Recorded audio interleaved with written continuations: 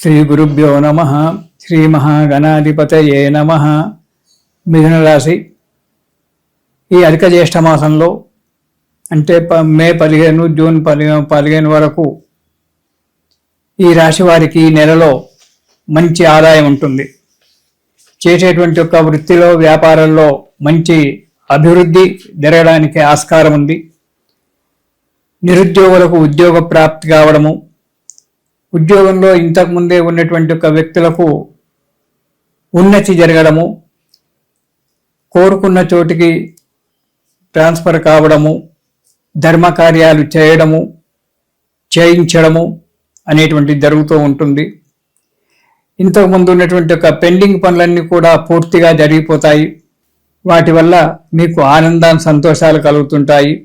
యత్న కార్య సిద్ధి, ఏ కార్యక్రమాన్ని మీరు మొదలు పెట్టుకున్నప్పటికీ ఆ కార్యక్రమాలు సిద్ధి అంటే మంచిగా సఫలీకృతమై మంచి ఆశించినటువంటి ఒక ఫలితాలు కనబడుతూ ఉంటాయి. కానీ అధిక ప్రయాణాలు చేయవలసి వస్తుంది.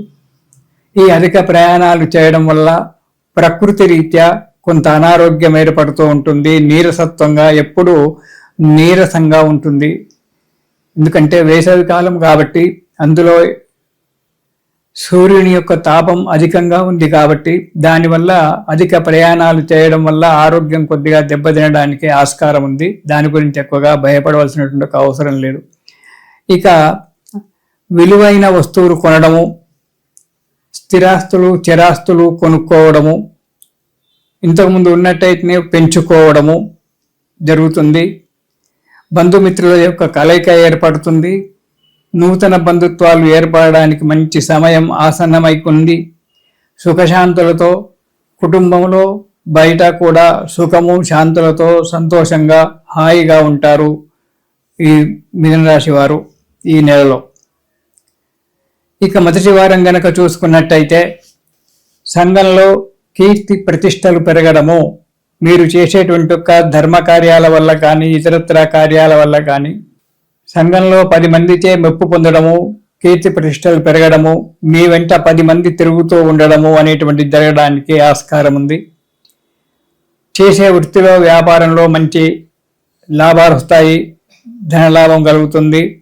చిరాస్తులు చరాస్తులు అంటే భూములు బంగారము ఇటువంటివన్నీ కూడా స్థిర చరాస్తులు కొనుక్కోవడానికి మంచి సమయం ఆసన్నమై ఉంది.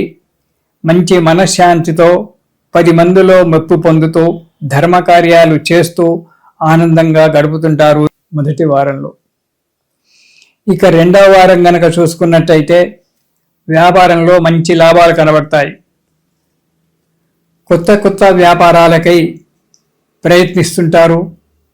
చేసే వ్యాపారంలో ఆకర్షణీయమైనటువంటి ఒక మార్పులు చేసి జనాకర్షణను తెచ్చుకుంటారు.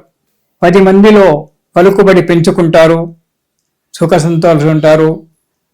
వినోద కార్యక్రమాలకు లేదా తీర్థయాత్రలకు దైవ దర్శనాలకు వెళ్ళడము, దైవానికి సంబంధించిన కార్యక్రమాలలో పాల్గొనడము అనేటువంటివి జరుగుతూ ఉంటుంది రెండవ వారంలో. ఇక మూడవ వారం గనక చూసుకున్నట్టయితే ఆరోగ్యం మంచిగా సహకరిస్తుంది. యత్న కార్య సిద్ధి,